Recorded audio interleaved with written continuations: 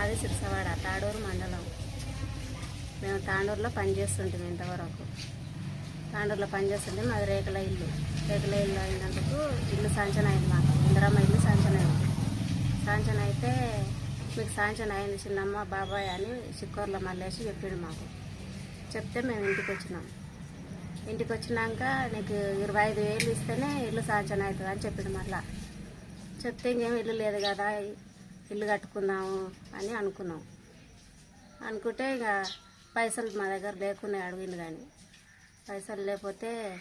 పైసలు లేవు మళ్ళేసి అందులో ఇట్లా ఏళ్ళు కూడా పెట్టలేదు, నువ్వు ఇప్పుడే పైసలు అడుగుతున్నావు, ఏడికెళ్ళి తెచ్చిస్తావు అంటే మేము తాండూరులో పని చేస్తున్నాం. ఫోన్లు చేసిండు మాకు. ఫోన్లు చేస్తే ఊరికి అడుగుతున్నాడు కదా, ఇంక ఇస్తాంలే ఎప్పుడన్నా అవసరం పడతాడని 10,000 ఇచ్చినాం. నేనే నా భర్తకు అన్ని 500 రూపాయలు ఇచ్చి పంపిస్తే ఇంటికి వీళ్ళ నమ్ముకొని తీసుకొని మళ్ళీ ఎవరికి చెప్పకు బాబాయ్, ఎవరికని చెప్తే బాగుండదని చెప్పిండంట. చెప్తే మేము కూడా ఎవరికి చెప్పలేదు. ఇచ్చినాం 10,000 అయితే ఇచ్చిన తర్వాత మా దగ్గర 10,000 తీసుకున్నాడు.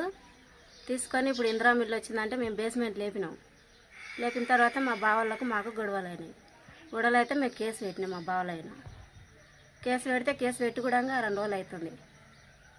పోలీసులు కూడా ఏమంటలేరు ఇప్పటికీ. ఈ సిక్కర్లో మళ్ళీ వేసి అడ్డం పడుతున్నాడు మాకు. మా బావలకే సపోర్ట్ ఇస్తున్నాడు. మా దగ్గర 10,000 తిన్నాడు, మళ్ళీ మా బావలకు సపోర్ట్ ఇస్తున్నాడు. మళ్ళీ పోలీస్ కేసు పెడితే ఇంతవరకు పోలీసు వాళ్ళు ఏమంటలేరు. మాకు న్యాయం జరుగుతుందా లేదా, ఇందిరమ్మ ఇల్లు కట్టుకోవాలన్నా లేదా, మళ్ళీ బతకనిస్తారు ఎవరు ఊళ్ళో మా బావర్లు అని చెప్పి మా దగ్గర 10,000 తీసుకున్నాడు. మళ్ళీ తీసుకొని ఉడకంగా మళ్ళీ మా బావలకు సపోర్ట్ ఇస్తున్నాడు. మా ఆయనని భయపెట్టిస్తున్నాడు, మా ఆయనని బెదిరిస్తున్నాడు. ఇప్పుడు నువ్వు గొడవ పెట్టుకొని కేసు పెట్టినావు, రేపు వాళ్ళు కూడా ఏమైనా గెలుపుకొని నీవైనా కేసు పెడతారు, నేనే పెట్టిస్తా కేసు అంటున్నాడు. ఆయనను భయపెట్టిస్తున్నాడు. మళ్ళీ మా దగ్గర డబ్బులు తీసుకున్నాడు, మళ్ళీ మమ్మల్ని బెదిరిస్తున్నాడు.